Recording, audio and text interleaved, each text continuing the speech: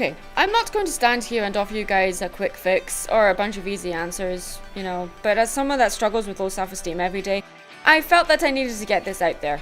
I am a firm believer in affirmations, alright? Being positive is a choice, not an emotion. Possessing little self-regard can lead people to become depressed, to fall short of their potential, or to tolerate abusive situations and relationships. Trust me, I've been there and to some extent still am. On the other hand though, too much self-love can result in an off-putting sense of entitlement and an inability to learn from failures or admitting when they are wrong. And guess what? I've been there too.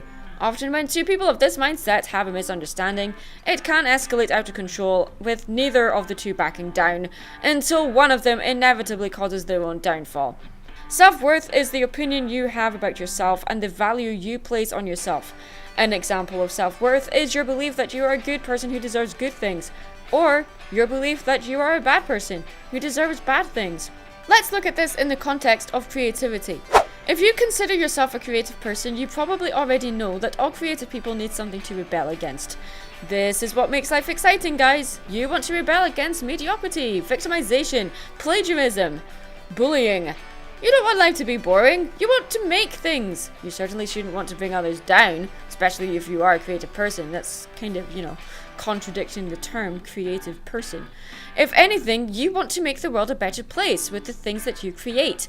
It's usually not just done for your own benefit, but for the benefit of others. But you have to ask yourself one question. How good do you want to be?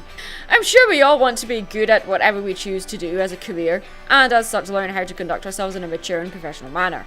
At least I hope that's the case. Talent sure does help, but you need to have some kind of ambition there as well, and learn some kind of business ethic. The thing is, you also have to be prepared to make the sacrifices it takes to get you to the level you want to be, whether you want it to be a full-time job or just as a hobby. But here's a vital thing to remember while working to better your skills and creativity. Don't seek praise, people. Seek criticism. Ask people how you can improve. At the same time, though, learn the difference between criticism and negativity. Now, I know that seems a little backwards, since for most people their self-worth is placed on the approval of others and the acknowledgement and recognition of a job well done. But the danger of placing your self-worth on the opinions of others is that you may not always get the feedback you want or necessarily need. Too much positive feedback can be counterproductive because there is nothing driving you to better yourself, but instead consistently stay the same.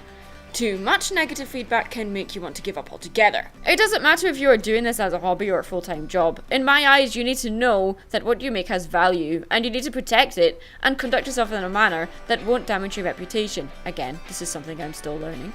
Of course, one of the most important phrases when learning what your self-worth is when knowing when to say no, as well as learning when not to take no for an answer.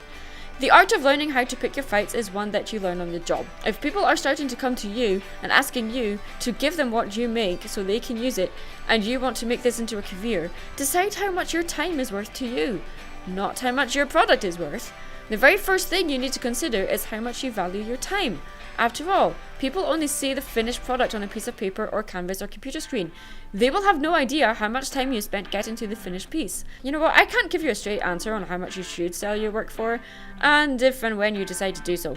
That is something you have to figure out on your own. I know I get asked this all the time, but unfortunately, this is something that you need to figure out for yourself. Your vision of where you want to be or where you want to go is the greatest asset you can and ever will have. You need to set yourself goals or targets to work towards. Accentuate the positive and eliminate the negative.